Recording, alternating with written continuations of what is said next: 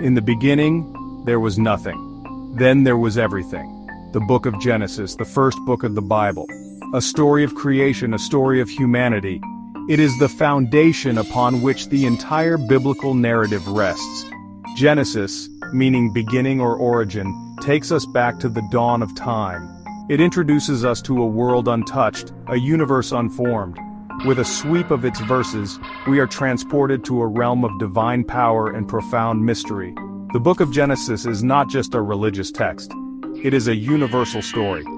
A story that has captivated humankind for millennia. It speaks to our deepest questions about existence. Where did we come from? Why are we here? What is our purpose? Genesis offers answers, or at least a framework for understanding these profound inquiries.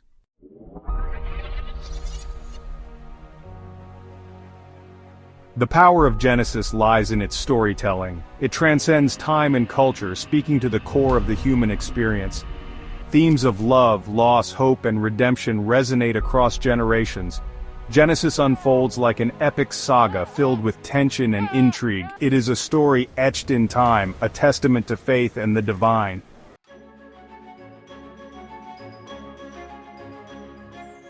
Let there be light. In the beginning, darkness reigned. An empty void, a formless expanse. Then, a voice, powerful, commanding, echoing through the nothingness. Let there be light. And light blazed forth, piercing the darkness. This was the first act of creation. Day and night were separated, the heavens were stretched out like a canvas. Below the waters churned, and God saw that it was good.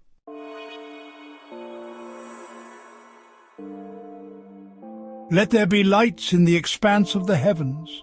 The heavens, still bare, beckoned. Let there be lights in the expanse of the heavens, God commanded. And so it was. The sun, a fiery orb, took its place as ruler of the day. The moon, a gentle reflection, illuminated the night.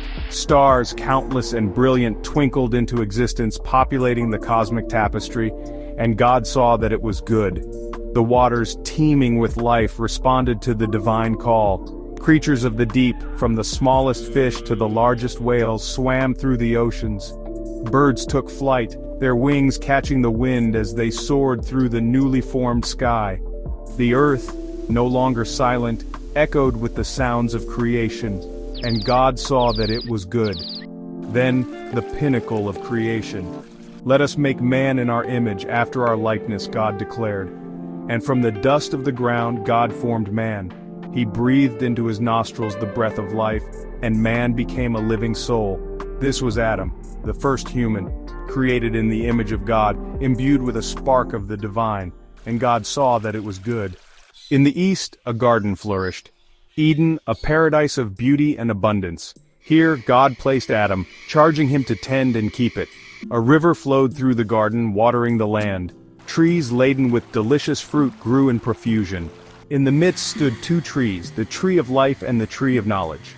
Sighs. This place is beautiful, but I feel so alone. It is not good that man should be alone. I will make him a helper fit for him. And so God caused a deep sleep to fall upon Adam, and from his rib he formed a woman. Eve he called her, for she was to be the mother of all living. And Adam, upon seeing her, rejoiced. This is now bone of my bones and flesh of my flesh. She shall be called woman because she was taken out of man. The Garden of Eden, bathed in the golden glow of creation, was a place of harmony and peace. Adam and Eve, naked and unashamed, lived in perfect communion with God and with each other. They walked with him in the cool of the day, their hearts filled with joy and contentment. Theirs was a world untouched by sin, a world where innocence reigned. But even in paradise shadows lurked. The serpent, cunning and deceitful, lay in wait, its eyes fixed on the forbidden fruit. The stage was set for a drama that would have far-reaching consequences, a tragedy that would shape the destiny of humankind.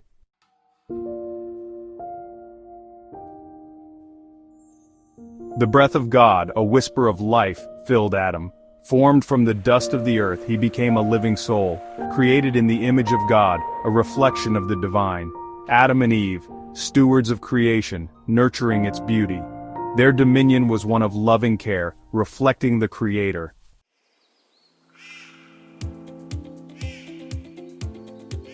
God's blessing rested upon Adam and Eve. Be fruitful and multiply, and fill the earth and subdue it. This was not a call to exploit, but to cultivate, to tend the garden and extend its boundaries. They were to be partners with God in the ongoing work of creation. Look at all these creatures, Eve, each one so unique. This dominion extended to the animal kingdom as well. Adam named all the creatures, recognizing their unique qualities. This act of naming was one of understanding, respect, and care. It signified a harmonious relationship between humanity and the natural world. The garden is so full of life and beauty, we must take care of it. The Garden of Eden was a testament to the goodness of God's creation. It provided everything Adam and Eve needed for their sustenance and delight. The trees, laden with fruit, offered a bounty of flavors. The rivers teemed with fish, and the forests were alive with the sounds of birdsong. It was a world of perfect harmony, where humanity lived in peace with nature and with God. This harmony, however, was a delicate balance, dependent on humanity's obedience to God's commands. For in the midst of the garden stood the tree of the knowledge of good and evil. You may eat of every tree, but of the tree of the knowledge of good and evil you shall not eat. And so the stage was set for the choices that would shape the destiny of humankind.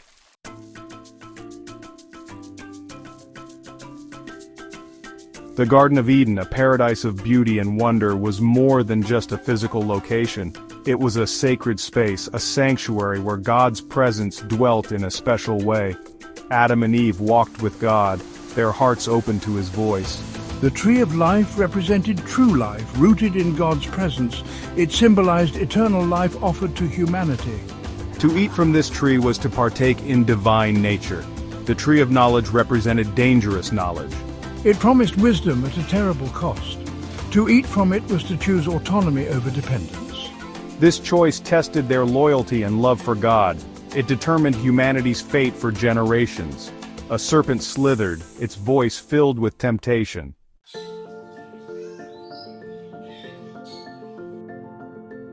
The Garden of Eden, bathed in the warmth of the sun, seemed a place where evil could not touch. Yet a shadow fell upon it. The serpent, cunning and sly, approached Eve. Its voice, a soft hiss, was laced with temptation. Did God really say, "You shall not eat of any tree in the garden"? Eve, taken aback, responded, We may eat of the fruit of the trees in the garden, but God said, You shall not eat of the fruit of the tree that is in the midst of the garden. Neither shall you touch it, lest you die. Her words echoed God's command, yet a seed of doubt had been sown. The serpent, sensing her vulnerability, pressed further. You will not surely die.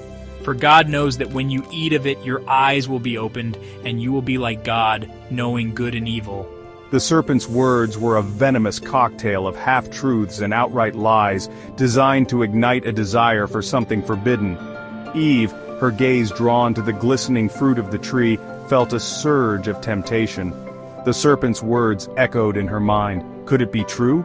Could eating this fruit make her like God? The desire for knowledge, for power, for something beyond the boundaries set by her Creator began to take root in her heart.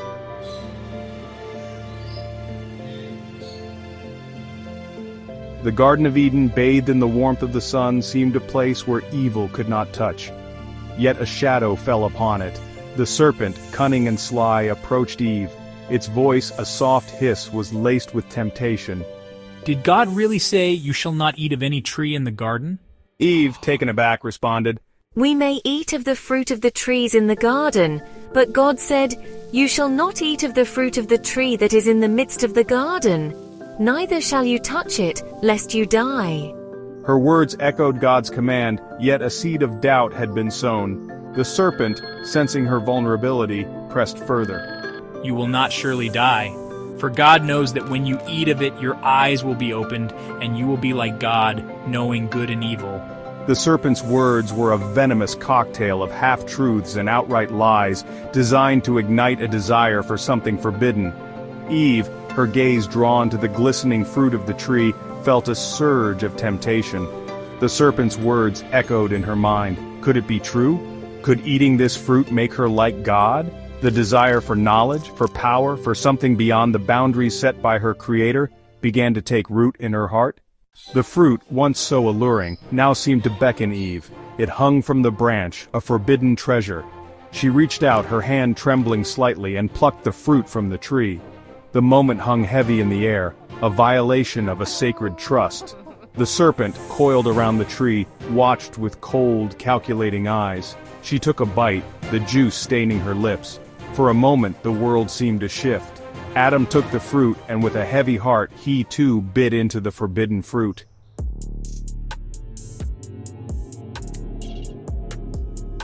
As I tasted the fruit, I felt a profound shift within me. The harmony of Eden shattered. Our eyes opened and a wave of shame washed over us. Our nakedness, once a symbol of our purity, now filled us with a sense of vulnerability, of exposure. They sewed fig leaves together and made coverings for themselves. The ground beneath their feet, once soft and yielding, seemed to harden. The harmony of Eden, so carefully crafted, lay shattered.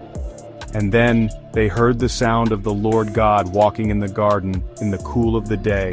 Fear, cold and sharp, gripped their hearts.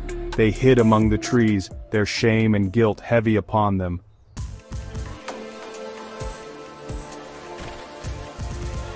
Adam and Eve, banished from the garden, faced a world forever changed. I gave birth to 2 sons, Cain and Abel. The first brothers, bound by blood and the shared legacy of their parents' fall. Cain, the firstborn, bore the weight of responsibility. Abel, the younger, tended the flocks, his days spent in the open fields. Cain, a man of the soil, brought forth his offering from the fruit of the ground. Abel, a shepherd by nature, offered the firstborn of his flock. And God looked with favor upon Abel and his offering. But upon Cain and his offering, God did not look with favor. Rejection, sharp and cold, pierced Cain's heart.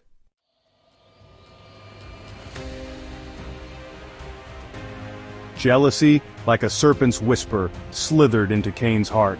Why was my offering not favored? I worked so hard. God, seeing the darkness growing within Cain, confronted him. Why are you angry, and why has your countenance fallen? God's words offered Cain a chance to turn from the precipice of sin. I cannot stand this any longer. Cain, consumed by his jealousy, plotted against his brother. He lured Abel out to the fields, far from the watchful eyes of their parents. The fields, once a testament to their labor, now bore witness to the darkness in Cain's soul. Grunts and rage.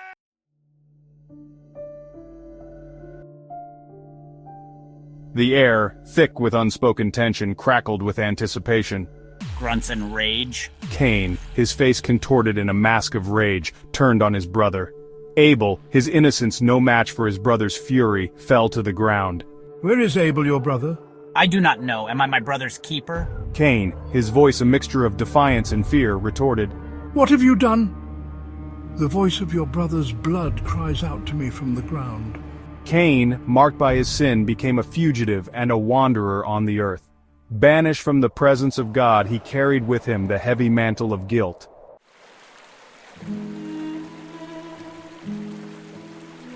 Time, a relentless river, flowed on.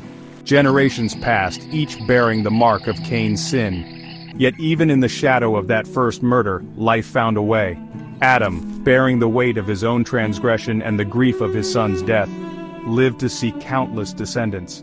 Seth, born to Adam and Eve in their old age, became a beacon of hope. Through Seth's line, the knowledge of God was passed down from generation to generation. Names, each one a story, filled the pages of Genesis.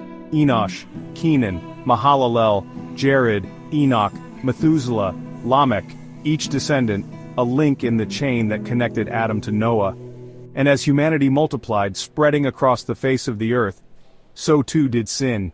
The knowledge of good and evil had cut deep into the human heart.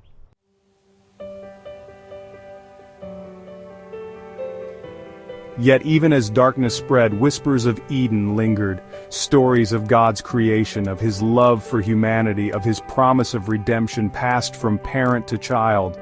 Enoch, a man who walked with God, stood out as a beacon of righteousness. His life offered a glimpse of what humanity had lost and what it could one day regain.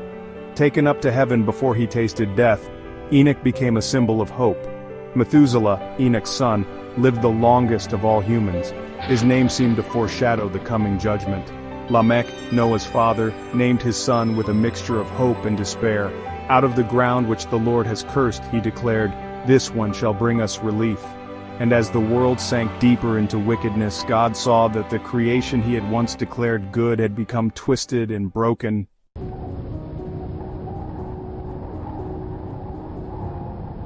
The world, once teeming with the wonders of God's creation, had become a canvas marred by the stain of sin. The descendants of Adam had strayed far from the path of righteousness. The whispers of the serpent now roared through the hearts of men. The knowledge of good and evil had become a weapon. The earth, groaning under the weight of sin, seemed to cry out for justice. Violence stalked the streets and the strong preyed upon the weak. And God, looking down upon the world he had created, saw that every intention of the thoughts of humanity's heart was only evil continually. His heart, once filled with joy, now ached with sorrow and righteous anger. The time had come for a righteous judgment, a flood that would cleanse the earth. Amidst the chaos and despair, one man, Noah, found favor in the eyes of the Lord.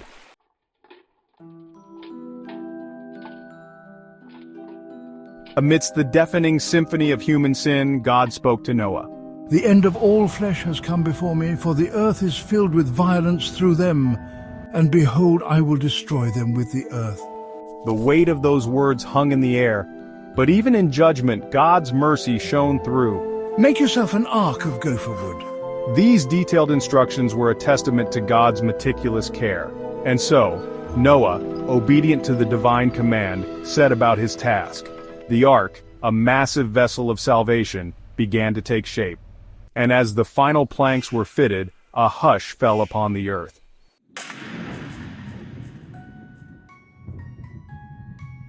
The heavens, once a source of life-giving rain, now darkened with the promise of judgment.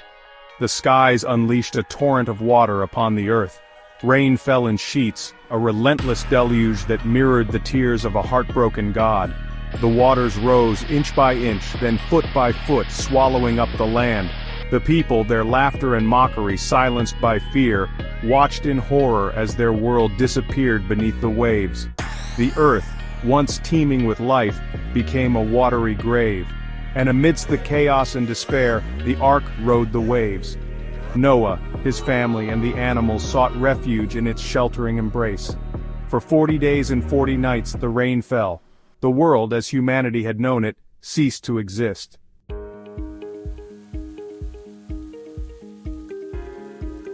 And then, as suddenly as it began, the rain stopped. The clouds parted, revealing a glimpse of the heavens. The waters slowly began to recede. The ark, battered but unbroken, drifted upon the receding waters. Noah, his heart filled with gratitude, sent out a raven and a dove. And then, one day, the dove returned, bearing in its beak a freshly plucked olive leaf. The earth, cleansed and reborn, awaited its inhabitants. And as the ark came to rest upon the mountains of Ararat, a new chapter in human history began. Noah, his family, and the animals emerged from their year-long confinement, and God, looking upon the earth, renewed his covenant with humanity.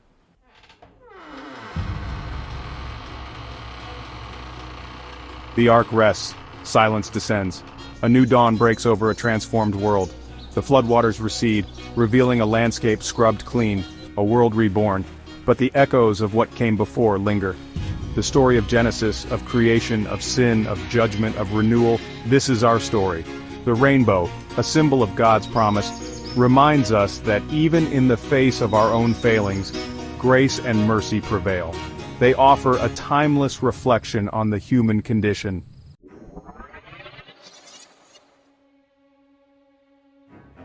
The book of Genesis holds a mirror up to humanity. It reflects our capacity for good and evil, creation and destruction. In Eden, we were meant to be caretakers, living in harmony. The fall reveals our brokenness and capacity for disobedience. Stories of Cain and Abel, the flood, show consequences of choices. Sin spreads, corrupting individuals and societies. Yet, Genesis offers glimmers of hope in God's faithfulness. We see his mercy, forgiveness, and second chances. The rainbow symbolizes his enduring love. Genesis challenges us to examine our hearts and actions. It asks us to choose righteousness, forgiveness, and reconciliation. We are not alone. God offers guidance, strength, and hope.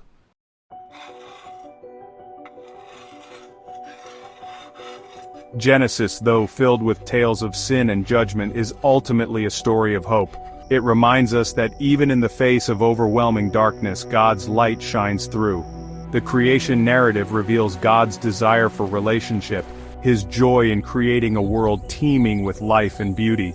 The story of Noah and the ark offers a powerful image of salvation. Just as God provided a way of escape for Noah and his family, so too does He offer us a way out of the darkness of sin and despair.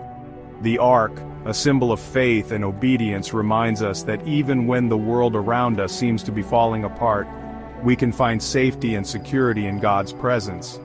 The rainbow, a sign of God's covenant with humanity, promises that He will never again destroy the earth by flood. It's a symbol of hope, a reminder that no matter how far we stray from Him, His love is constant, His mercy endures forever. The stories of Genesis, though ancient, hold profound relevance for us today. They remind us that we are part of a larger story, a story that began with God's creative act and continues to unfold in our own lives.